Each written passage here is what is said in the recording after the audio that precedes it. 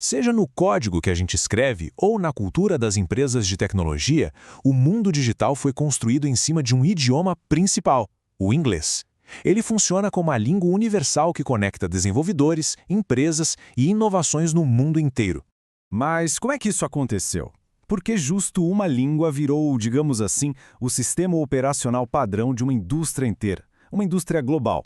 Para a gente entender essa história, vamos ter que olhar um pouco para o código, para a história e, claro, para os dados. Pensa só nos comandos mais básicos de programação, como if e else. São palavras bem simples do inglês, né? Mas elas se tornaram a lógica universal por trás de praticamente todo o software que a gente usa. E o mesmo vale para outras palavras, tipo bug, um termo em inglês que saiu do jargão dos programadores e hoje faz parte do vocabulário de todo mundo para falar de uma falha de tecnologia. E essa influência vai além, ela chega no dia a dia das empresas, moldando a comunicação em companhias de tecnologia no mundo todo. Mas olha, essa dominância toda não aconteceu por acaso. Certo, então vamos mergulhar um pouco na história. Para entender o presente, a gente precisa voltar no tempo e investigar as raízes que prepararam o terreno para o inglês se tornar a língua da tecnologia. Essa jornada começa lá atrás, séculos atrás, com a expansão do Império Britânico espalhando o inglês pelo planeta. Depois, avançando para o período pós-Segunda Guerra, os Estados Unidos se tornam a grande potência econômica. Mas o ponto de virada para a nossa história aqui acontece mesmo nos anos 70, o surgimento do Vale do Silício na Califórnia, que foi o verdadeiro berço da Revolução Digital. E foi nesse epicentro, onde se falava inglês, que nasceram as empresas que definiram a tecnologia como a gente conhece. HP, Microsoft, Apple, Google, Facebook. Todas elas criaram seus produtos, suas culturas e seus códigos usando o inglês como base. O idioma foi literalmente embutido no DNA da tecnologia desde o começo. Agora, vamos sair um pouco da história e ir para a prática. Como é que esse DNA linguístico aparece no vocabulário que todo profissional de tecnologia usa, muitas vezes sem nem perceber? Começando pelo hardware, a parte física da coisa. O termo CPU, que vem de Unidade Central de Processamento, é o padrão global para o cérebro do computador. Ninguém costuma traduzir, é simplesmente CPU. Na área de segurança, a gente tem o firewall. A expressão vem do inglês e quer dizer literalmente muralha de fogo. É uma metáfora visual bem poderosa que acabou virando o termo técnico padrão para a segurança de redes no mundo inteiro. E no ambiente de negócios a palavra é dashboard. A ideia de um painel de controle visual é universal, claro, mas o termo que pegou, daqui de São Paulo até Seul, é o original em inglês. Isso mostra a força do idioma na gestão e na análise de dados também.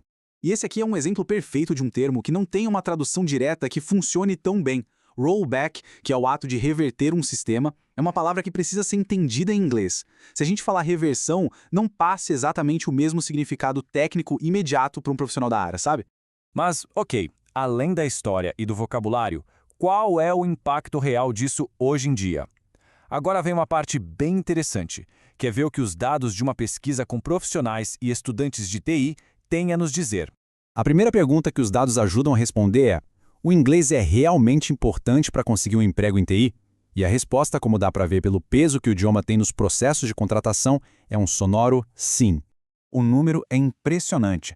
Mais de 90% dos profissionais afirmaram que o inglês foi um fator no processo de contratação deles. Isso quer dizer que, para a esmagadora maioria, o inglês não é só um bônus no currículo. É uma exigência fundamental para entrar no mercado. Certo, mas e depois de conseguir um emprego? O inglês continua sendo relevante? Com certeza. Para mais da metade dos profissionais, o uso é diário. E se a gente somar com o uso semanal, fica bem claro que o inglês é uma ferramenta de trabalho constante para a grande maioria.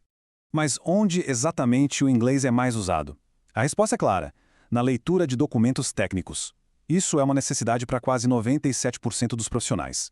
Pensa em manuais, tutoriais, documentação de tecnologias novas. Quase tudo é lançado primeiro em inglês.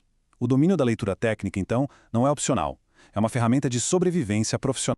Claro, isso não vem sem desafios. Aqui a gente vê as principais dificuldades. E o que mais se destaca é a fala. Enquanto a leitura é uma necessidade, a conversação é o maior obstáculo para 75% dos profissionais que não são nativos. Então, depois de passar pela história, pelo vocabulário e pelos dados, a pergunta que fica é: o que será que o futuro reserva para a língua da tecnologia? O que a gente viu até aqui é bem claro. Foi uma tempestade perfeita de fatores históricos, econômicos e de inovação que fez do inglês a língua padrão da tecnologia. É um legado com o qual a gente convive e trabalha até hoje.